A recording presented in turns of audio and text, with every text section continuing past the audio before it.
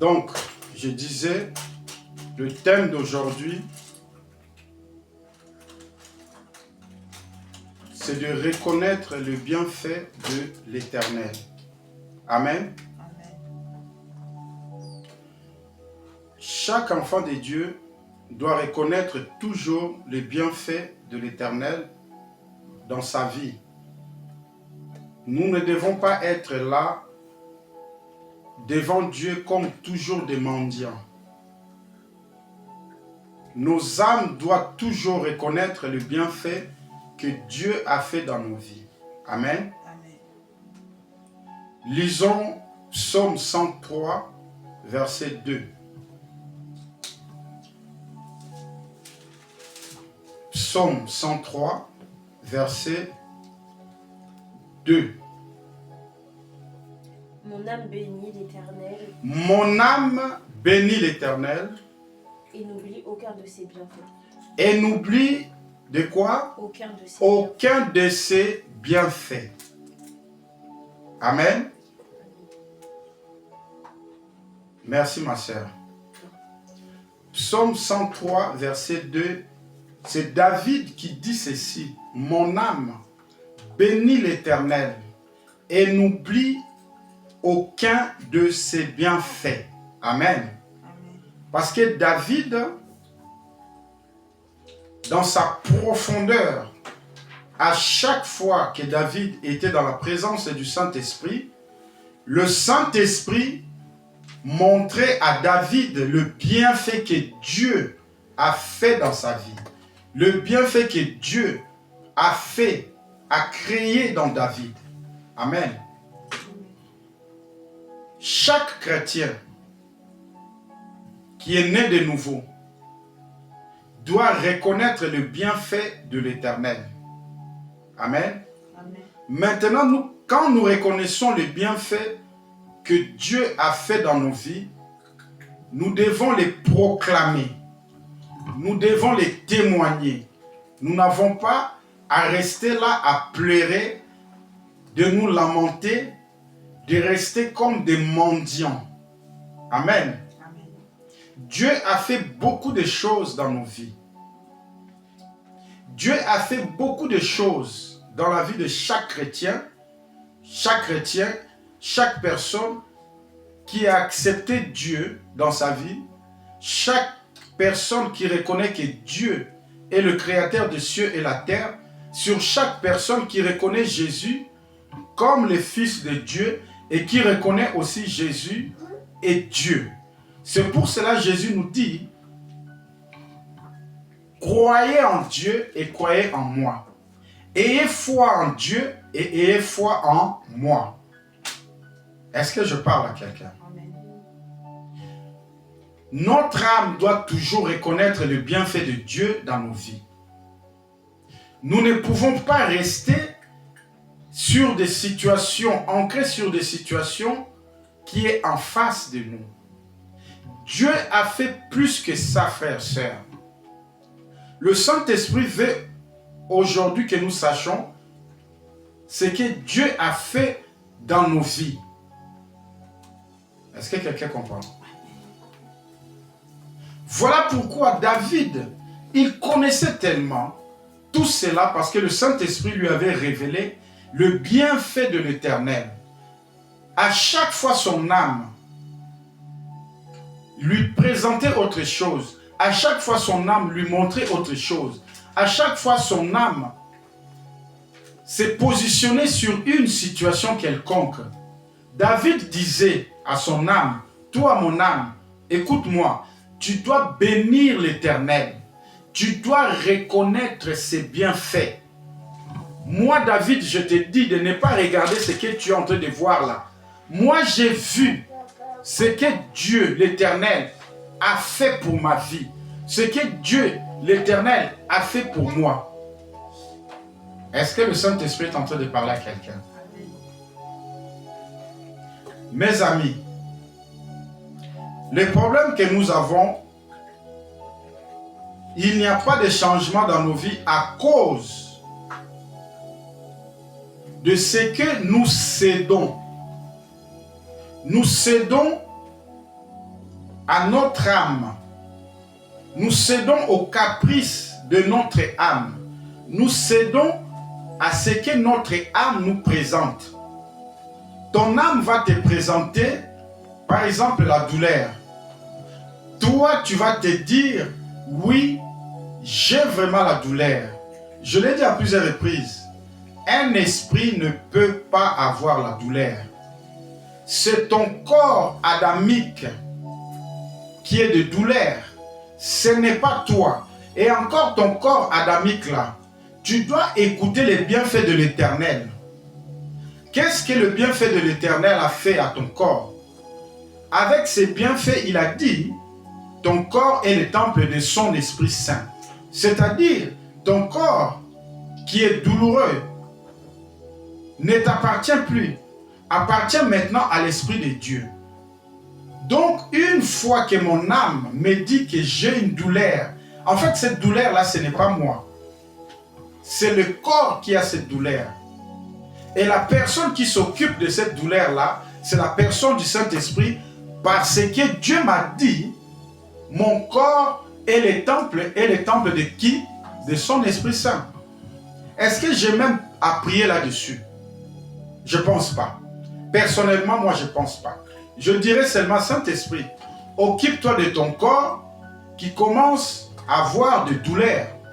Occupe-toi de ton corps que les médecins ont dit qu'il est malade. Ce n'est plus mon corps, c'est ton corps maintenant. Comme je sais que Saint-Esprit, tu es l'Esprit qui est ressuscité Jésus-Christ d'entre les morts, donc tu as la capacité aussi de guérir ton corps. Parce que moi, ma place à l'heure actuelle est dans les lieux célestes, à la droite de Dieu. J'ai échangé mon corps avec le corps du Christ. Parce que je suis le corps du Christ. Est-ce que quelqu'un comprend ça? Amen. Mais bien aimé, quand on apprend à parler comme un enfant de Dieu, vous allez voir des changements dans vos vies.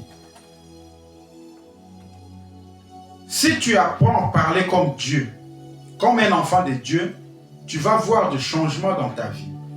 Parce que la personne du Saint-Esprit qui est dans toi, il va te donner cette langage d'un vainqueur, cette langage victorieuse dans ta vie, dans chaque chose que tu feras. Est-ce que quelqu'un comprend ça? David avait compris ça. Il dit, mon âme, bénis l'Éternel. Arrête de te lamenter de ce que tu vois.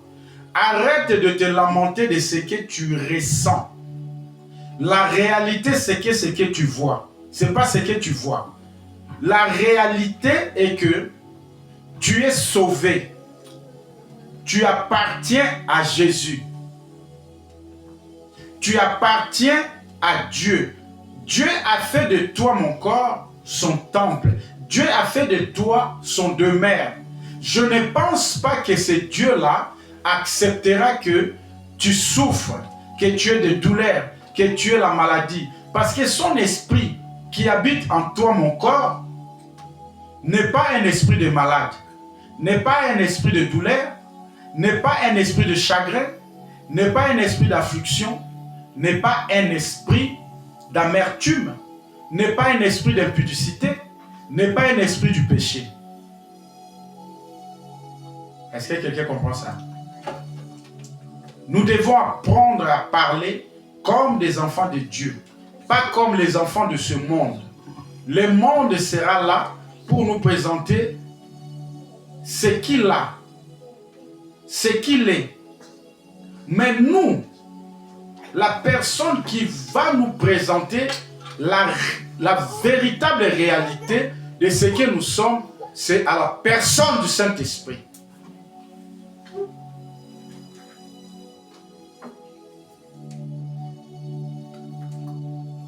Est-ce que quelqu'un comprend ça? Amen.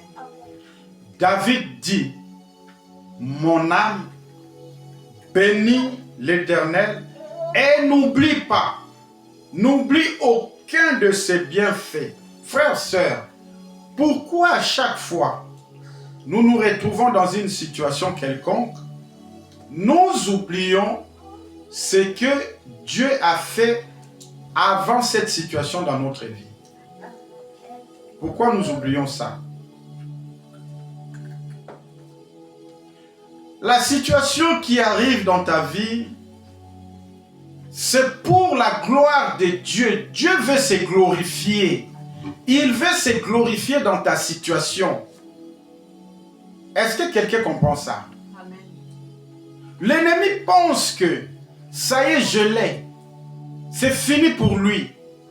Mais ton Créateur incréé, Dieu le Tout-Puissant, il est en train de se moquer de ton ennemi.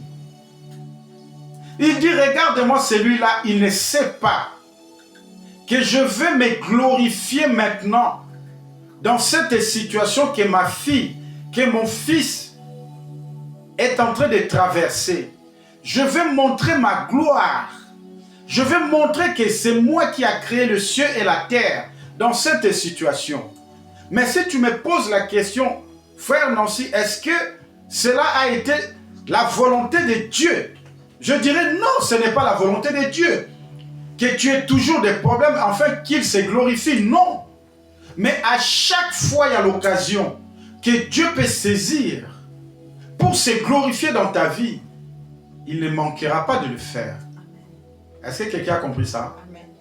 Parce que c'est une occasion que Dieu doit montrer à ton ennemi que toi, tu lui appartiens, tu n'appartiens pas à ton ennemi. Quelqu'un comprend ça? Ouvre-moi la fenêtre là-bas afin que de l'air rentre un peu. Donc, tu n'as pas à pleurer dans une situation qui t'arrive, quelconque dans ta vie. Dieu t'a dit de le glorifier à chaque instant, à tout moment, dans chaque situation qui t'arrive dans la vie. N'est-ce pas, Dieu nous a dit ça? Amen. Nous devons le glorifier. Parce qu'il va se glorifier toujours dans ta situation.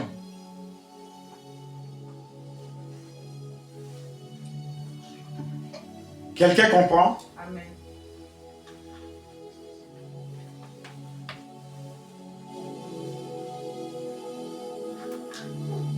Mon âme bénit l'Éternel.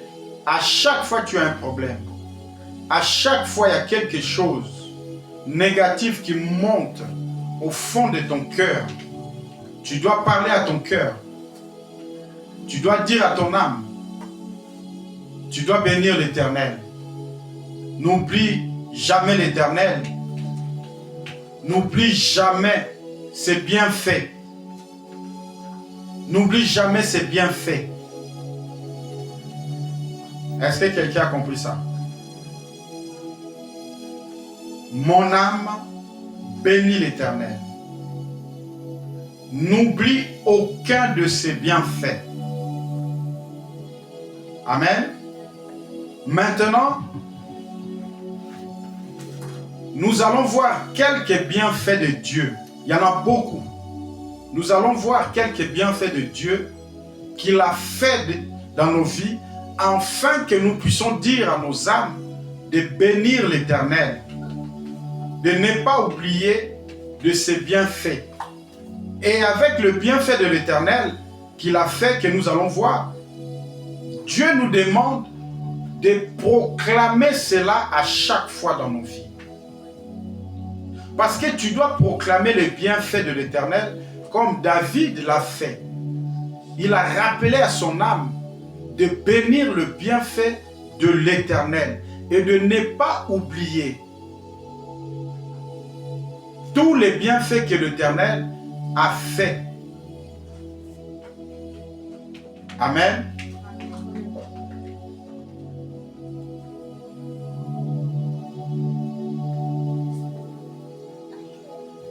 Nous allons ouvrir nos Bibles dans le livre de Romains, chapitre 10, verset 9. Romains, chapitre 10, verset 9. Ça fait partie du bienfait de l'Éternel que tu dois rappeler à ton âme, tu dois rappeler à ton esprit, tu dois rappeler à tout ton être. ces bienfaits. Et tu dois toujours les proclamer dans ta vie. Tu dois toujours les proclamer où que tu ailles, où que tu sois. Tu dois te souvenir à cela. Tu dois te rappeler à tout ça. Regardez les bienfaits de l'Éternel dans le livre de Romains, chapitre 10, verset 9. Romains, chapitre 10, verset 9.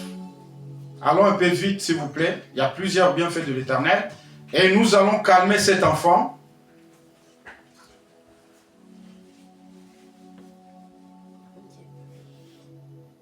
Si tu confesses de ta bouche si tu confesses de ta bouche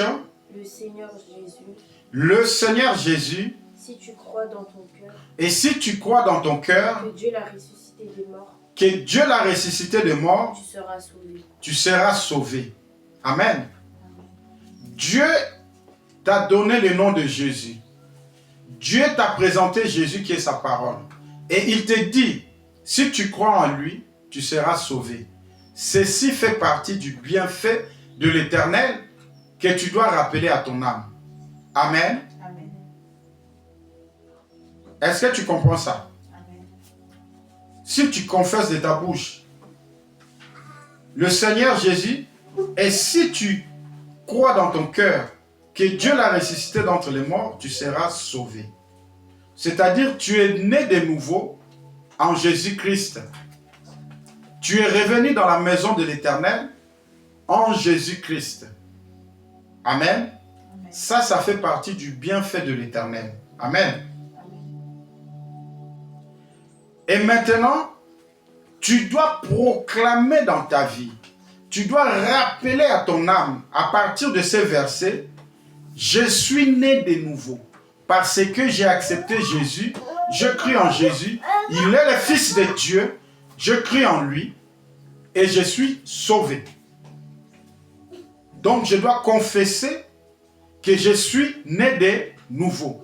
Cela fait partie du bienfait de l'Éternel. Amen. Lisons maintenant 2 Corinthiens chapitre 5 verset 17. Tout cela fait partie du bienfait de l'Éternel.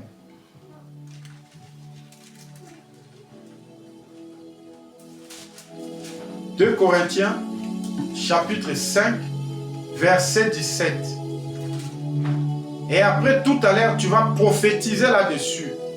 Tu vas prophétiser sur ta vie. Reconnaître le bienfait de l'Éternel. La prophétie, c'est la parole de Dieu. La prophétie, c'est la promesse, toutes les promesses de Dieu dans ta vie. Tu dois les proclamer de tout ton cœur sur ta vie.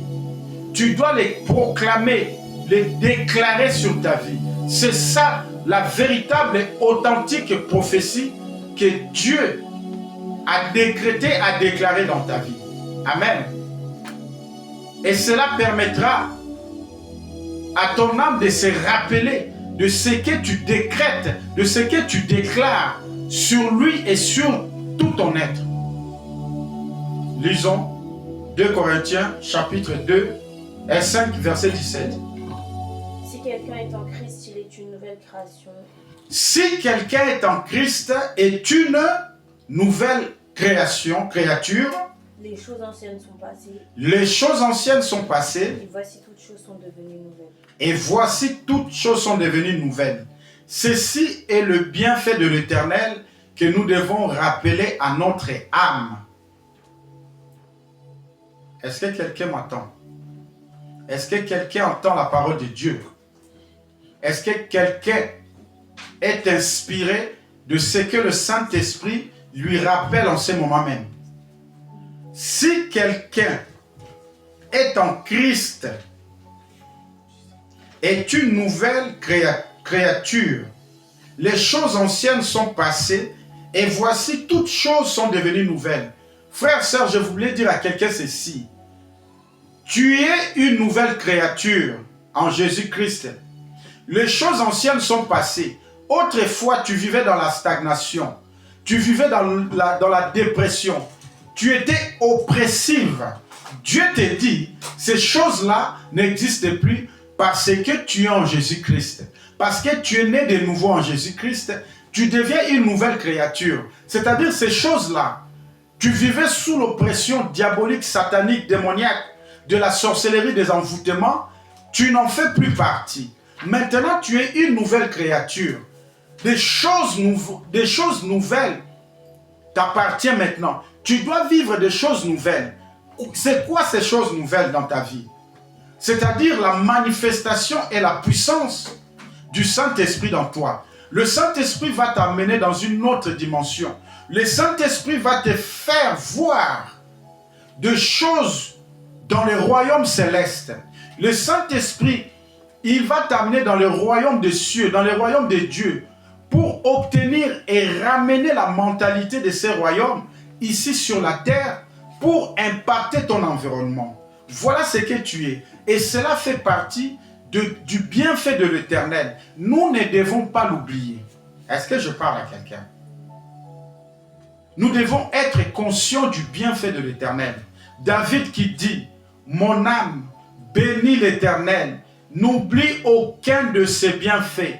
Nous, chrétiens, nous qui sommes en Christ, nous ne devons pas oublier les bienfaits de l'Éternel. Regardez le bienfait de l'Éternel. Il a fait de nous de nouvelles créatures en Jésus-Christ. Il nous a ôté de la servitude. Il nous a ôté déjà de la servitude familiale. Il nous a ôté de tout ce qui était de l'ennemi. Nous faisons maintenant partie de sa famille. À cause des œuvres que son Fils Jésus a accomplies sur la croix. Nous devons nous rappeler à cela. Nous devons rappeler à notre âme du bienfait de l'Éternel. Amen. Nous devons vivre de nouvelles choses. Et ces choses, c'est la manifestation de la puissance de Dieu dans ta vie. C'est la manifestation de la gloire de Dieu, où que tu ailles. C'est la manifestation de sa lumière, où que tu sois. Ça, c'est des nouvelles choses. C'est bien fait. Amen. Lisons encore Colossiens chapitre 2, versets 9 à 10. Parce que ici, nous sommes en train de décortiquer quels sont les bienfaits de l'Éternel qu'il a fait dans nos vies. Quels sont ces bienfaits que David dit, mon âme bénit l'Éternel, n'oublie aucun de ses bienfaits. Nous sommes en train de voir le bienfait de l'Éternel dans nos vies. Colossiens chapitre 2, versets 9 à 10. Car en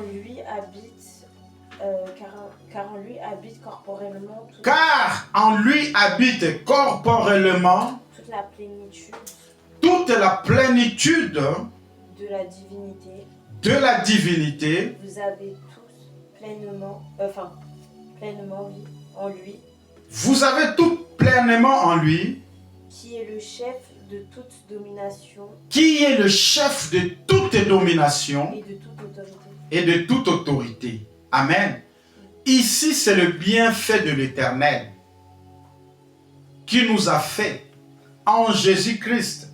Car en Jésus-Christ que tu as accepté dans ta vie comme ton sauveur et Seigneur personnel de ta vie, en ce Jésus-là, habite corporellement. Corporellement, là, c'est ton corps. Corporellement. Il habite dans ton corps, dans toute sa plénitude de la divinité.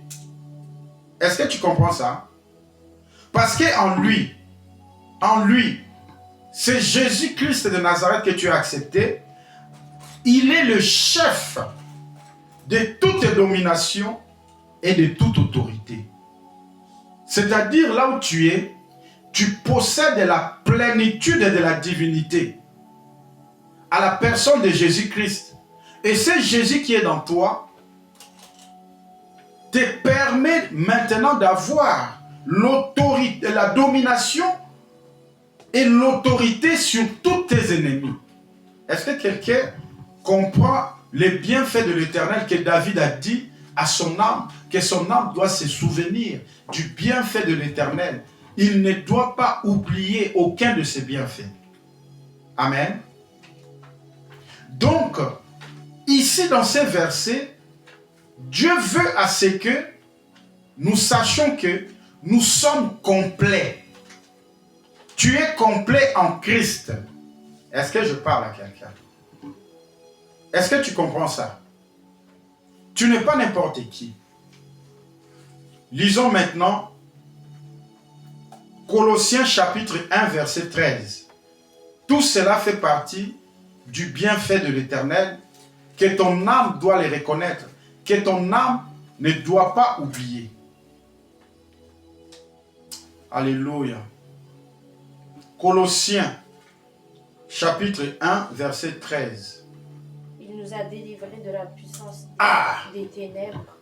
Dieu nous a délivrés de la puissance des ténèbres. De la puissance des ténèbres. Et il nous a transportés où? Dans le royaume de son Fils bien-aimé. Dans le royaume de son Fils bien-aimé. Amen. Dieu nous a délivrés de la puissance du ténèbre. Ceci fait partie du bienfait de l'Éternel que notre âme doit s'en souvenir.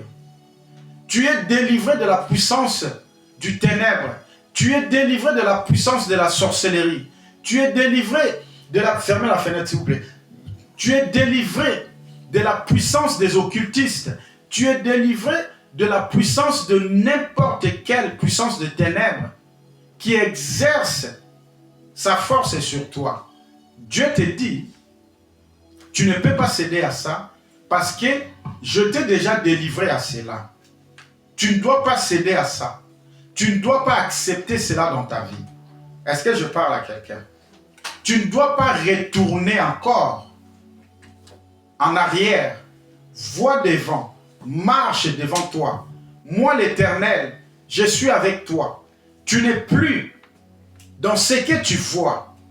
Ta réalité à l'heure actuelle, tu résides dans le royaume de mon Fils Jésus. C'est ça qui est notre réalité. Est-ce que quelqu'un a compris ça?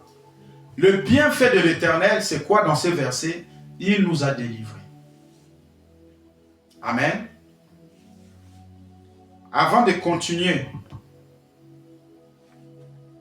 je suis en train de parler à quelqu'un. C'est par le Saint-Esprit. Et je parle en qualité de prophète.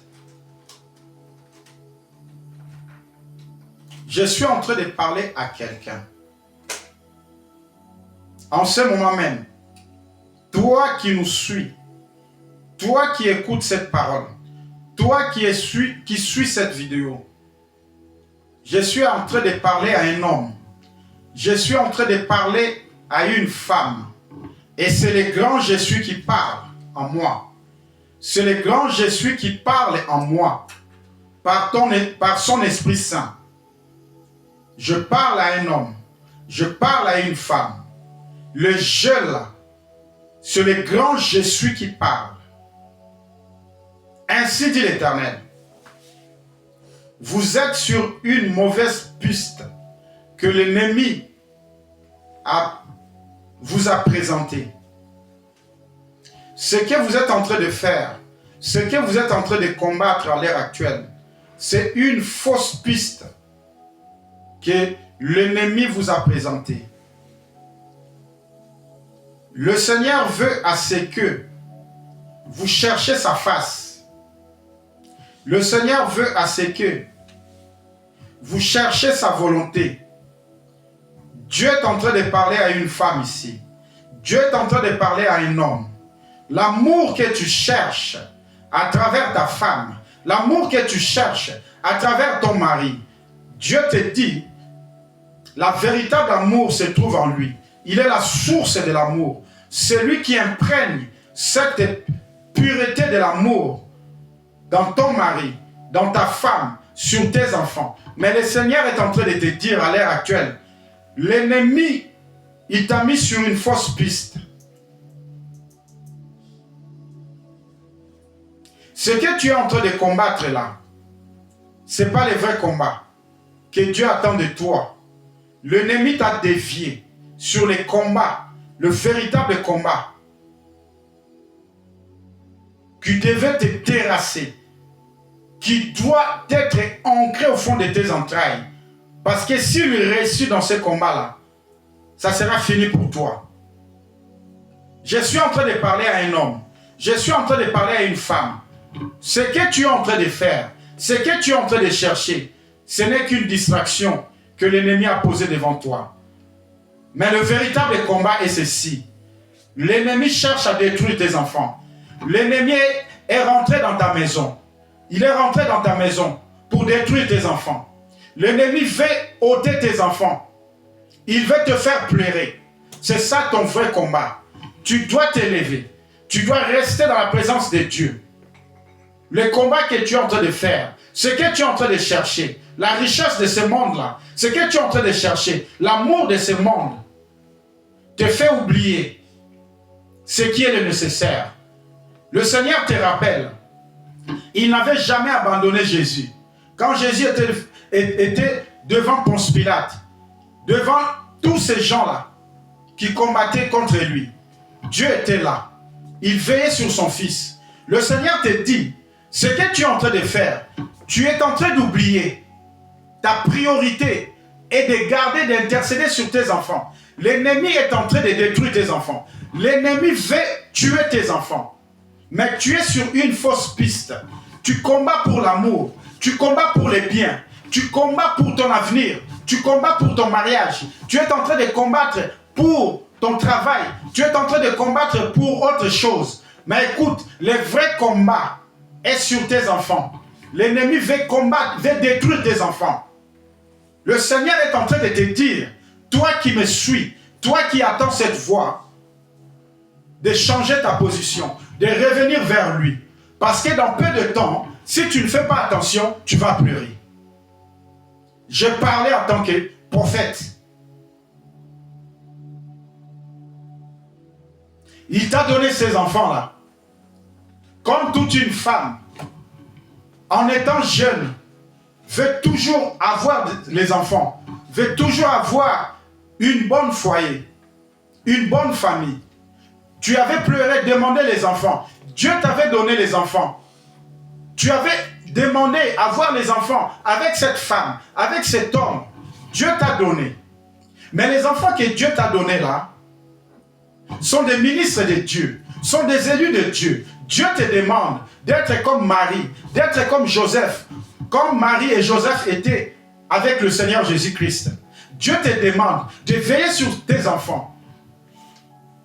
Tu es focalisé sur l'amour, tu es focalisé sur l'argent, tu es focalisé sur le travail, tu es focalisé sur plusieurs choses. Mais l'ennemi est en train de vouloir détruire et tuer tes enfants. Parce qu'il connaît qui sont tes enfants. Mais tu es dans la distraction de l'amour. Tu es dans la distraction de l'amour de ton mari. Tu es dans la distraction de l'amour de ta femme. Tu es dans la distraction de l'amour des choses de ce monde. Mais attention, le Seigneur te dit ceci. Faites attention. Est-ce que je parle à quelqu'un? Ainsi dit l'Éternel. Ainsi dit l'Éternel. Je suis en train de parler à un jeune garçon, à une jeune fille. Écoute-moi. Écoute la voix du Seigneur. Écoute cette voix du Seigneur. Dieu te demande en ce moment de te consacrer à lui. Il n'y a que lui qui peut t'ouvrir les portes. Il n'y a que lui qui peut t'orienter sur la voie, sur le chemin à laquelle il avait décrété dans ta vie. J'ai formé un projet de bonheur, de paix, non de malheur dans ta vie. Le Seigneur veut à ce que toi, jeune garçon, toi, jeune fille, que tu reviens en lui, afin qu'il puisse t'orienter là où il avait compté tes pas depuis le ventre, de ta maman. Alléluia. Je suis en train de parler à quelqu'un, à une femme, à un homme, à un jeune homme. Nous n'avons plus de temps. Nous n'avons plus de temps. Le temps que nous vivons à l'heure actuelle, c'est le temps à laquelle le monde n'a jamais vécu auparavant. C'est un temps terrible. C'est un temps qui est coriace. C'est un temps qui est vraiment mauvais. Mais pour ceux qui sont en Jésus-Christ, nous sommes en train de vivre ce fin de temps. Ce fin de temps qu'il avait décrété, qu'il avait dit, au dernier jour, je répandrai de mon esprit sur toute chair. Vos fils, vos filles prophétiseront. Vos vieillards auront des songes et vos jeunes gens auront des visions. Nous sommes dans ces temps de la fin. Nous sommes en train de vivre dans ces temps de la fin. Pour ceux qui sont en Jésus-Christ. Mais pour ceux qui ne sont pas en Dieu, ils vont vivre dans la distraction. Et dans cette distraction, préparez-vous à pleurer. Je ne suis pas un prophète de malheur. Ainsi dit l'Éternel. Il y a plusieurs familles qui vont pleurer. J'en ai parlé à plusieurs reprises dans cette assemblée. Je ne peux pas vous dire ce que Dieu m'a montré cette nuit. Je lui ai posé la question si je l'ai dit. Il m'a dit non. Et je posais la question s'il voulait qu'on intercède en ligne là. Il m'a dit non, Nancy. Garde-les. Parce que Dieu m'avait enlevé. Il m'a ravi. Il m'a fait rentrer dans une famille. Et j'ai vu la mort. J'ai vu les gens pleurer. J'ai vu les gens, les enfants, plusieurs personnes en train de pleurer. Et j'ai posé la question au Seigneur. Il m'a donné les détails. Il m'a donné des explications. Il m'a dit, Nancy, c'est ça qui va se passer dans plusieurs familles à l'heure actuelle. Parce que le diable nous a distraits. Le diable nous a orientés sur une fausse piste. Afin qu'il puisse accomplir ses affaires. Est-ce que je suis en train de parler à une femme? Est-ce que je suis en train de parler à un homme? Est-ce que je suis en train de parler à une sœur ou un frère?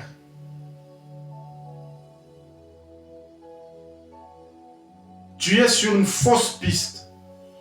Reviens au pied de l'Éternel. Reviens au pied du Maître. Merci Saint-Esprit pour ça. Je ne voulais pas le dire, mais il m'a poussé de le dire. Gloire à toi, Seigneur. Où étions-nous? Nous allons lire maintenant Éphésiens chapitre 1, verset 3.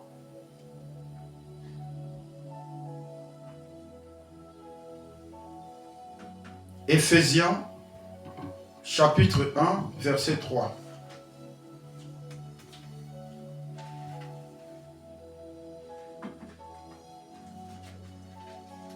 Béni soit Dieu, le Père de notre Seigneur Jésus-Christ, Béni soit Dieu, le Père de notre Seigneur Jésus-Christ, qui nous a bénis de toutes sortes de bénédictions spirituelles qui nous a bénis de toutes sortes de bénédictions spirituelles dans les lieux célestes en Christ. Dans les lieux célestes en Christ. Au verset 4. En lui, Dieu nous a élus avant la fondation du monde. En lui, en Jésus-Christ, Dieu nous a élus avant la fondation du monde. Pour que nous soyons saints et irrépréhensibles devant lui. Pour que nous soyons saints et irrépréhensibles devant lui. Amen. Que ton âme bénisse l'Éternel, que ton âme n'oublie aucun de ses bienfaits. Regarde ici, Dieu nous a bénis. Il nous a bénis en Jésus-Christ. Il nous a choisis en Jésus-Christ afin que nous soyons irrépréhensibles et saints devant lui. Cela fait partie du bienfait de l'Éternel.